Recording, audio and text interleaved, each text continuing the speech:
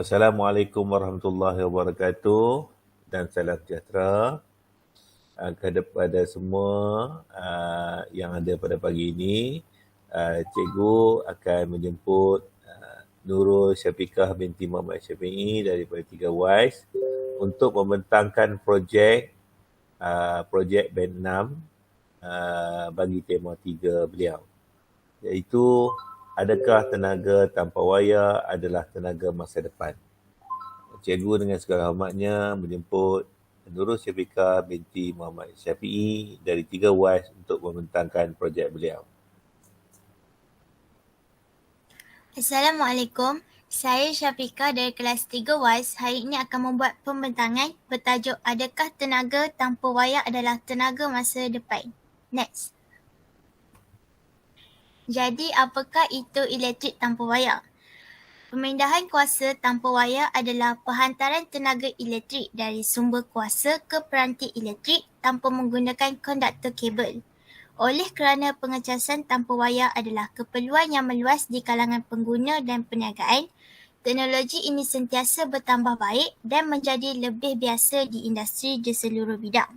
Jadi bagaimanakah kuasa wireless ini berfungsi?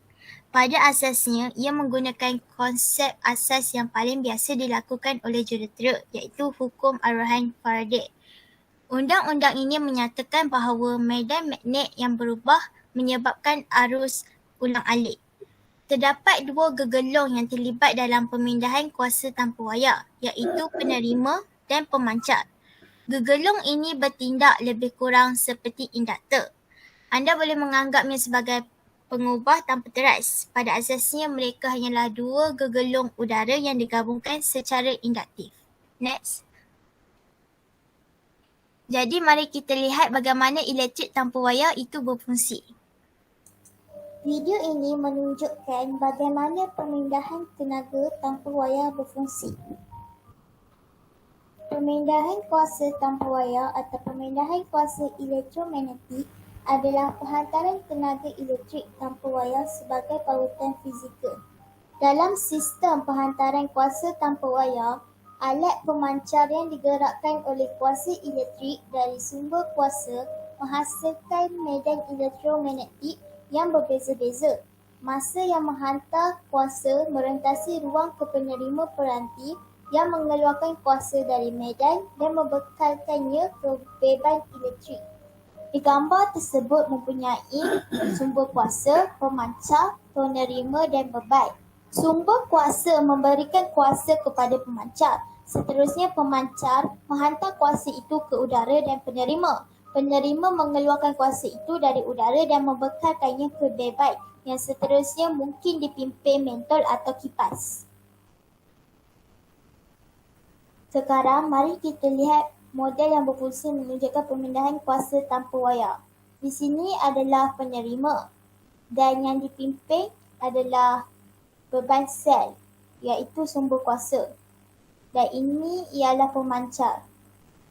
Sekarang, ketika saya membawa gegelung penerima ini dekat dengan pemancar, cahaya dipimpin kerana anda dapat melihat lampu menyala tanpa sambungan ke pemancar. Ini menunjukkan pemindahan kuasa tanpa wayar. Sejarah. Pada tahun 1891, pencipta Serbia Amerika Nikola Tesla merancang gegelung Tesla yang merupakan sebuah peranti unik yang berfungsi berdasarkan prinsip resonans elektrik dan dapat menghantar elektrik tanpa wayar. Walau bagaimanapun, gegelung hanya dapat mengalirkan elektrik tanpa wayar pada jarak pendek saja. Dan kerana potensinya yang terhad, ia tidak menjadi aplikasi praktikal untuk pemindahan elektrik tanpa wayar. Tesla masih terobsesi dengan idenya mengenai kuasa tanpa wayar. Jadi pada tahun berikutnya dia berusaha membina stesen tenaga yang dapat melakukan transmisi kuasa tanpa wayar bervoltan tinggi. Melalui eksperimen ini, Tesla bertujuan untuk menghantar mesej tanpa wayar pada jarak jauh menggunakan satu siri menara yang ditempatkan secara strategik atau sistem belon yang digantung.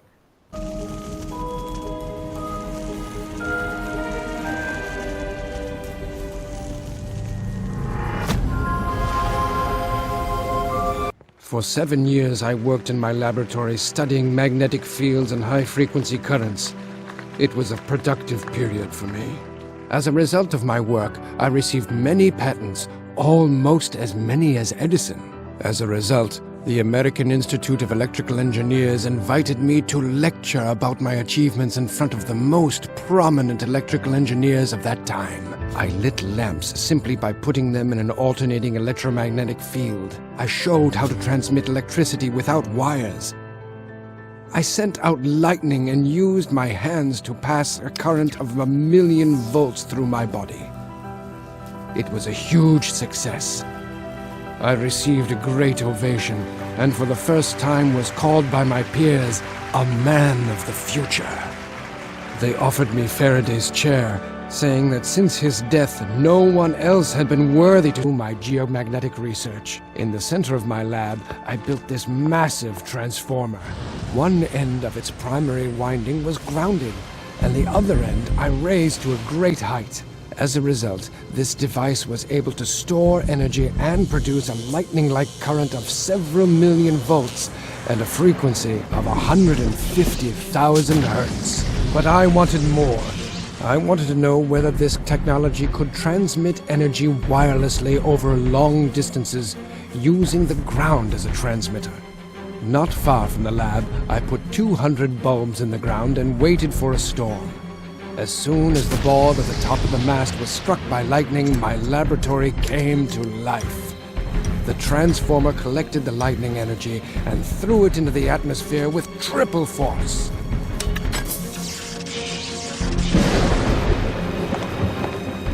Try to imagine it. I had created man-made lightning that was 40 meters long.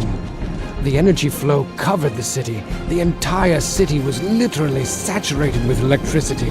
I didn't expect such an effect, but my theories had been proven. I was able to transmit an electric charge wirelessly across the ground. 200 bulbs were lit at a 25-mile radius from the Tower Razam. In 1917, in the middle of the First World War, the tower, which could have been the beginning of free electricity, was destroyed.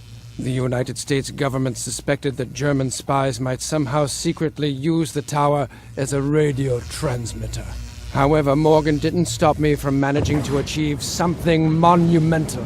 I was able to conduct only one complete experiment under the Wardenclyffe project, but how great it was! To avoid any loss of life, I found the most remote location in eastern Siberia and sent through the ionosphere a huge burst of energy to Tunguska, and that is where it exploded. The entire northern hemisphere saw that light that I had created, and putting them under wraps in order to have a monopoly on technology in this world. In spite of that, these inventions will slowly make their way into our world. Electric motors will replace internal combustion engines. People will talk across great distances using personal radios. Electronic calculation devices will be carried in a suitcase. There will even be a unified information system throughout the world. It will be possible to send any information wirelessly anywhere. And energy too. Imagine this if you can. We will be able to send electricity wirelessly to the remotest areas on Earth. Another startling development will be the creation of artificial intelligence helping humans in their activities, but it will also be used as a weapon capable of manipulating people. The military will use microwaves of energy to disable communications and incapacitate the electronic devices of their enemy. And by gaining control of ionospheric energy on a global scale, we will be able to create earthquakes. I predict you will live to see all these things. What a future. A terrible and great time is waiting for us. For you, but I won't see it.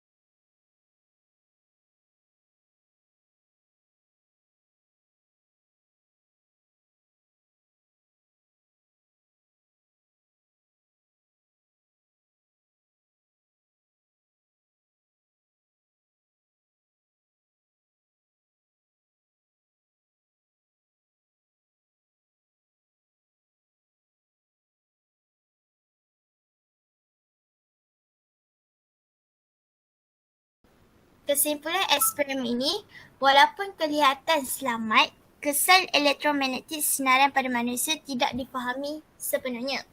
Dalam realiti, semua alat elektrik memancarkan sinaran. Tidak boleh lengkap larangan penyerahan elektromagnetik. Persoalan baru yang ditimbul sekarang adalah tubuh manusia kita sendiri, mesin elektrik atau peranti. Jadi kita perlu belajar dengan lebih jauh. Dia ada kebimbangan, tetapi kita tidak boleh memandang rendah keupayaan tubuh untuk menyaring bumi elektromagnetik. Menghidupkan peranti berkuasa rendah dengan elektrik tanpa wayar kelihatan lebih selamat dan tidak memberi kesan kepada badan manusia. Sekiranya peranti berkuasa tinggi dihidupkan tanpa wayar, seseorang perlu berhati-hati dengan jumlah arus yang dihantar. Dan jika itu boleh mempengaruhi badan manusia dalam sebarang bentuk kebocoran atau radiasi. Next. Contoh kaedah penghantaran kuasa tanpa wayar. Jabatan Pengangkutan Indak telah bergabung dengan Purdue University dan syarikat simen Jerman Magman untuk menguji jalan simen magnetik yang boleh mengecas kenderaan elektrik semasa mereka bergerak ke atas mereka. Pada fasa pertama, Purdue akan menjalankan ujian makmal untuk mengesahkan daya maju jalan magnetik yang dicadangkan. Setelah diluluskan oleh universiti, laboratori ujian sepanjang 400 meter akan dibina menggunakan simen magnetik dari Magman dan ujian di atas jalan akan dijalankan dengan truk berkuasa 200 kW. Jika ujian itu berjaya, kerajaan akan menggunakan teknologi ini dengan lebih lanjut untuk membangunkan jalan raya awam. Seterusnya, projek pengecasan tanpa wayar berasaskan bumi ialah sebahagian daripada inisiatif Aspire memajukan kemampanan melalui infrastruktur elektrik untuk elektrifikasi jalan yang disokong oleh Yayasan Sains Negara dan banyak lagi institut awam dan swasta.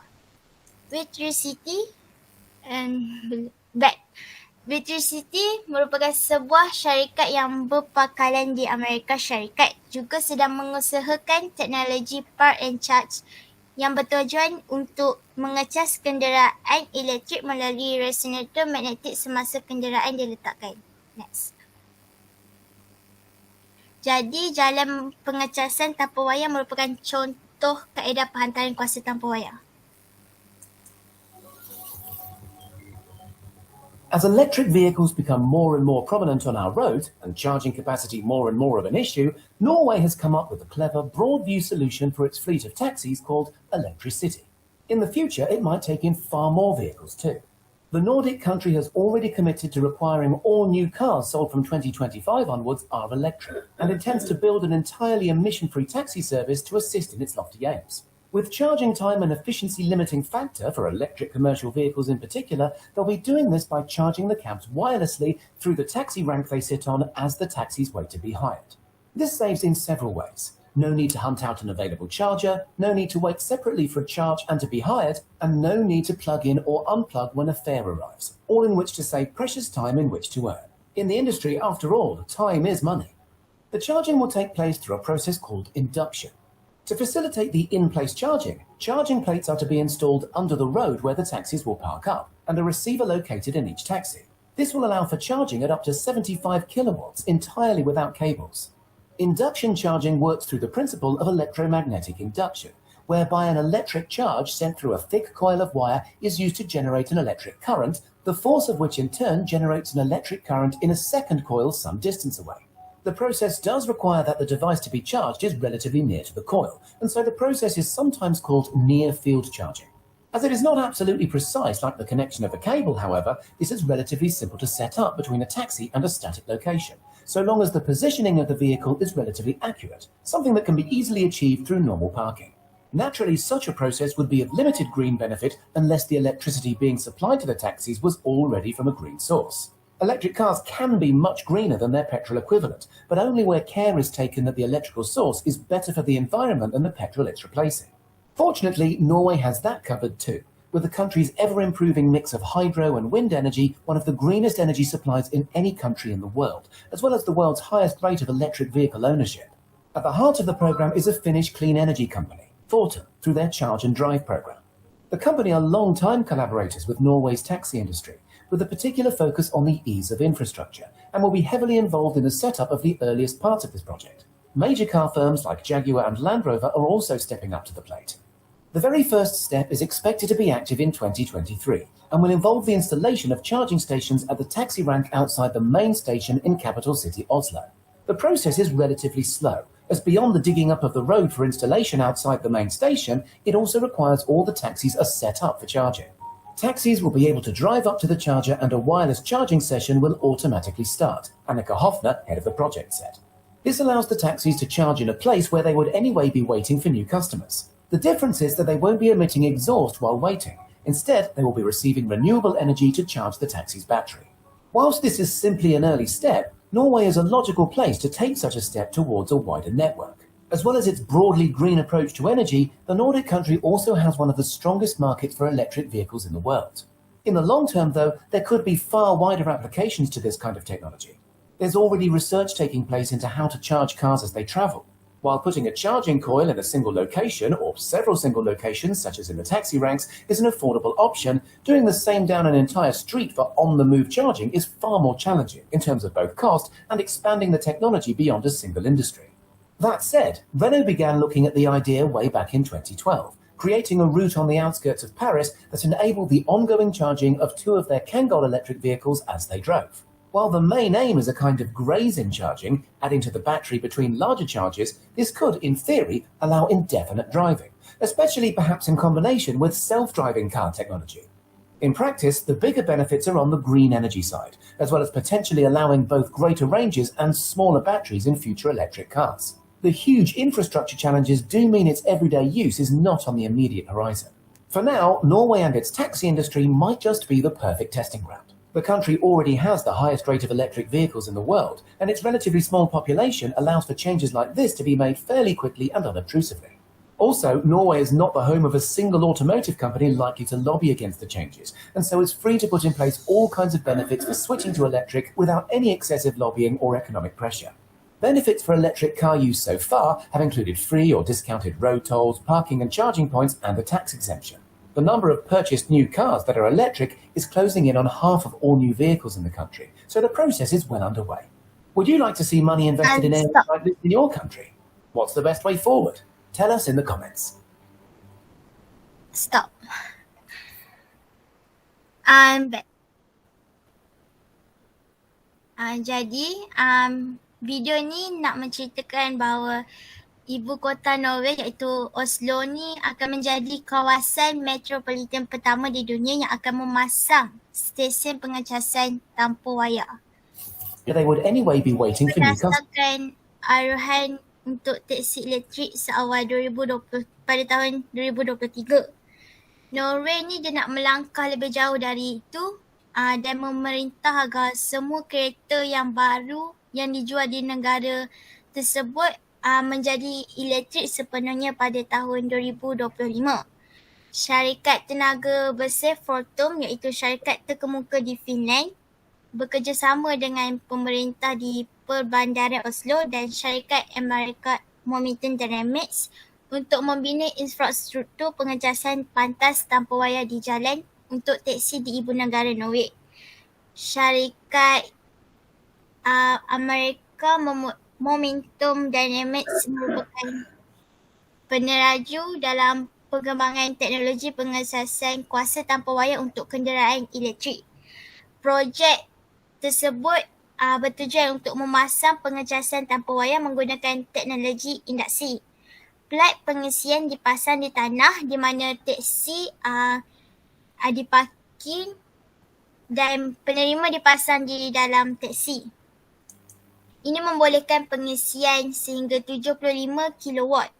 Projek ini akan menjadi infrastruktur pengecasan pantas tanpa wayar pertama untuk teksi elektrik di mana sahaja di dunia dan juga akan membantu pengembangan teknologi pengecasan tanpa wayar untuk semua pemandu kenderaan elektrik.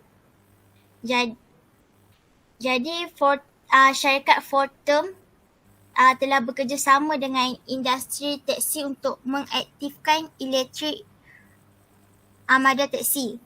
Rintangan tersebut terbukti infrastruktur, iaitu pemandu teksi ni terlalu memerlukan masa untuk mencari pengecas, memasang dan kemudiannya menunggu kereta dicas.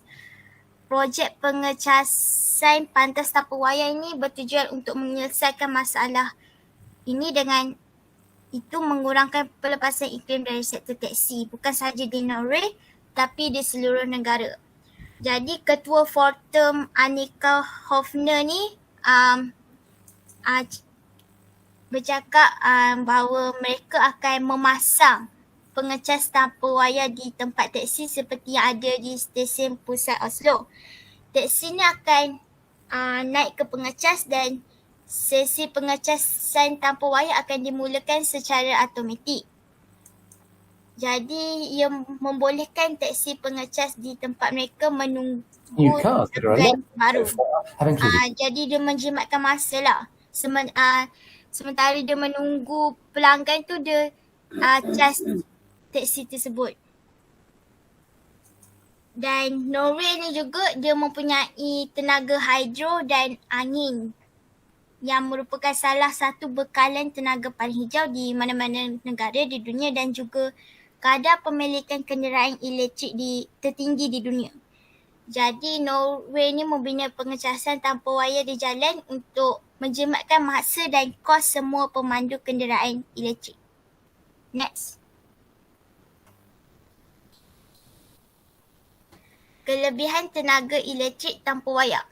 Yang pertama, sistem pengagihan elektrik berdasarkan kaedah ini akan menghilangkan keperluan akan kabel, menara dan pecawan yang tidak efisien, mahal dan padat modal. Yang kedua, sistem akan mengurangkan kos tenaga elektrik yang digunakan oleh pengguna. Yang ketiga, dapat menghilangkan pemandangan wayar, kabel dan menara pemancar. Tenaga elektrik juga boleh dihantar secara ekonomi tanpa kabel ke jarak daratan sehingga tidak akan ada kehilangan transmisi dan pengedaran. Sistem sumber pengagihan tenaga yang lebih cekap diperlukan oleh negara maju dan di bawah negara maju. Dapat menghantar kuasa tanpa wayar ke jarak jauh tanpa had. Tidak ada beza jaraknya. Kegagalan kuasa kerana litar pintas dan kerosakan pada kabel tidak akan pernah berlaku dalam transmisi. Pencurian kuasa sama sekali tidak mungkin berlaku. Next. Keburukan tenaga elektrik tanpa wayar pula, kos modal untuk pelaksanaan praktikal penghantaran kuasa tanpa wayar menjadi sangat tinggi. Kehilangan kuasa yang tinggi. Kelemahan konsep yang lain adalah gangguan gelombang mikro dengan sistem komunikasi yang ada, ketakutan kepercayaan umum, kesan radiasi dan gelombang mikro. Next. Sekian itu sahaja daripada saya. Terima kasih. Buka untuk soalan. Saya bukakan soalan. Dia ada siapa nak tanya pada syafiqah? Okey. Kalau tak ada, cikgu nak tanya sikit lah. Apa pandangan kamu kalau ianya nak dibuat di Malaysia? Adakah ianya boleh dilaksanakan di Malaysia? Maksud cikgu, adakah kita bermula di tempat-tempat yang tertentu di Malaysia, di tempat yang contohlah, satu tempat di Malaysia dan kemudian selepas tu dikembangkan ke daerah-daerah dan juga negeri-negeri yang lain. Apa pandangan kamu?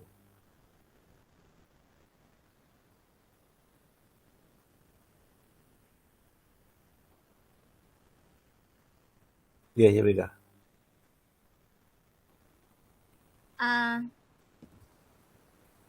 Kalau di Malaysia, di mana kita nak buat ni? Tempat yang sesuai. Boleh ke dia buat dekat Malaysia? Bolehkah? Apa pandangan kamu? Di mana kita nak buat? Nak buat di Cekat Jering ke? Taiping Tak ke? sesuai. Kat mana tempat yang sesuai nak buat? Ada tak tempat yang sesuai buat di Malaysia ni? Kuala Lumpur sebab kan diorang kan macam busy.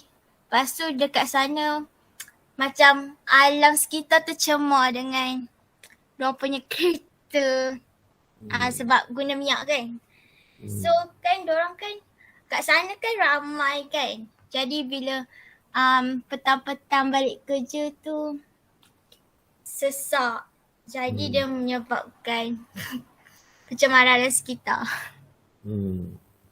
Jadi antara jalan yang sesuai, mungkin tak kalau kita pilih satu jalan, contohnya Lebuh Raya Persekutuan, iaitu daripada Kuala Lumpur, dia jalan tu sambung sampai ke Shah Alam, ke Kelang dan seterusnya. Cikgu rasa itu adalah satu kawasan yang baik. Mana daripada sebab di situ tu bila orang balik kerja, jalan tu sentiasa sesak dan sentiasa penuh. Jadi mana boleh dibuat dengan menggunakan teknologi yang di pengencesan di bawah kereta tu, dia dalam pada jalan tu terdapat sistem pengecas. Mana semua kereta yang lalu situ sepanjang dia jam tu, sepanjang itu dia boleh cas. Apa pandangan kamu tentang itu? Boleh. Dia dapatlah jimatkan masa pemandu tu, tak adalah lama. Kan bila sesak kan dia charge kan. Jadi tak adalah habis Berminyak. ya. Tapi dia tak guna minyak dah kan. Jadi apa sebenarnya yang kita perlukan kalau kita nak buat itu? Apa yang perlu masyarakat Malaysia buat kalau nak perlukan projek ini berjalan kalau yang jadi?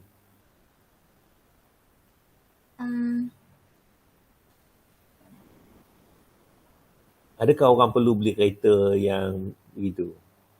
Kereta yang elektrik lah. Jadi itu satu, orang kena beli kereta elektrik. Yang kedua, kita juga perlu bagaimana kerajaan nak membantu yang ini. Ini mungkin kamu tak tahu lah. Itu pandangan cikgu lah. Bagaimana nak buat kerajaan boleh kurangkan cukai. Maknanya tak kenakan cukai untuk kenderaan elektrik yang menggunakan tadi. Mana siapa beli kereta yang tadi tak perlu cukai. Jadi untuk orang Lembah Kelang lah yang mana yang menggunakan jalan tadi. So dengan itu rakyat mampu untuk beli kenderaan elektrik tadi dan projek tadi boleh berjalan. So Malaysia boleh juga mengurangkan sumbangan kita kepada global warming. Okey, terima kasih Syafiqah di atas perkongsian kamu. Ada lagi yang nak tambah? Tak ada. Okey, kalau tak ada, cikgu ucapkan terima kasih atas perkongsian kamu. Okay, terima kasih.